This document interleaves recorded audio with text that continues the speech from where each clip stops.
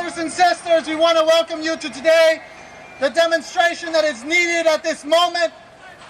With all this media campaign by the corporate media, by the politicians in this country, who always seem to have money for war, always seem to have money for invasions, to send missiles across the globe.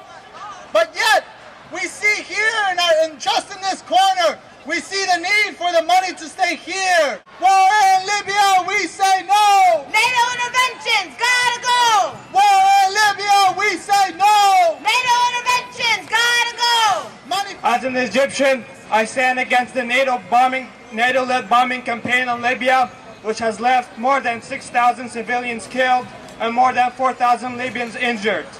I refuse the notion that humanitarian intervention is a way to rescue people, but rather a method to interfere and intervene in Libya. The reality is that the US and France and England have never intervened anywhere for democracy or for protecting civilians. If they were so concerned about protecting civilians, why are they killing so many civilians in Afghanistan, in Iraq? Why are they supporting Israel that kills Palestinians every single day? It's all the same lie, it's all the same purpose, and we have to be very careful. It's our responsibility here in the US to fight US intervention, whether it's in Libya or Iraq or Afghanistan. It's all for the same purpose. And it's not our job here to decide who the Libyan people should have as their leader. It's not our job here to decide which side of the civil war we want to fight on. It's not our place. That's for the Libyan people to decide. The Libyan people will decide through their struggle, through their actions, who their government will be. It's our job here to stop US intervention. It's our job here to stop the killing of the thousands of people who've been killed already as a result of the NATO bombing. Brothers and sisters, I say if people oppose the American wars on Iraq and Afghanistan, you've got to apply the same standards and oppose the war in Libya. We here can politically disagree and debate over the nature of Libya's government or solutions for the peoples of the Middle East, or how this world could be remade into a place fit for human beings to live in together.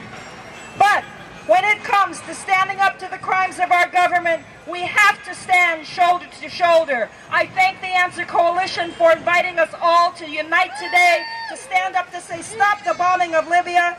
We have to stand shoulder to shoulder, break the silence, wake more people up together. My message here today is, as an African, we are really tired of the stigma and the stereotype that's going on in Africa.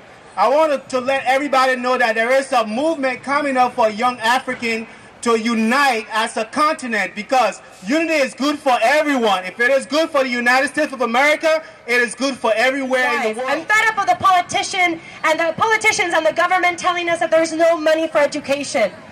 I have 32 students this school year, 32 students. 5 of my students should have been in special ed, should have had special classes, should have had extra support. But no, there was no money, supposedly. So I had to have in my class. I had 6 newcomers, 6 students who had just come in from another country, who didn't know the language, who needed extra support. Yet I was told there was no support and I had to give it to them. The politicians keep lying and telling us there's no money. But how can we pay $10 million a day on Libya, on bombing and killing people? How does that help us? Not only are we killing these people, but our kids aren't getting an education. A lot of my kids do not have health care. I am here today to stand up and say enough is enough.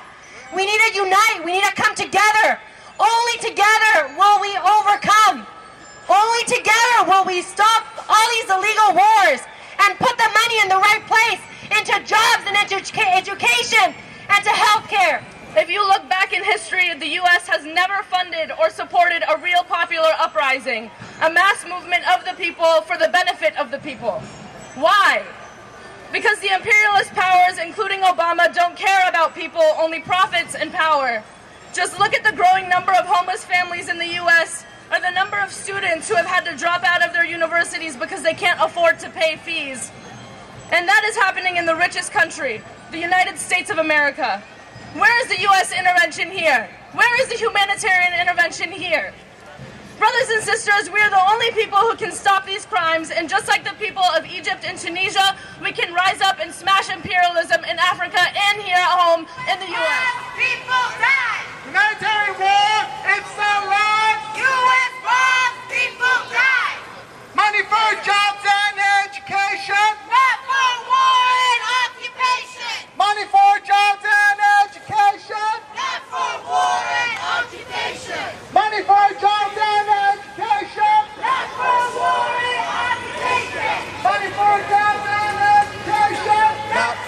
war and occupation.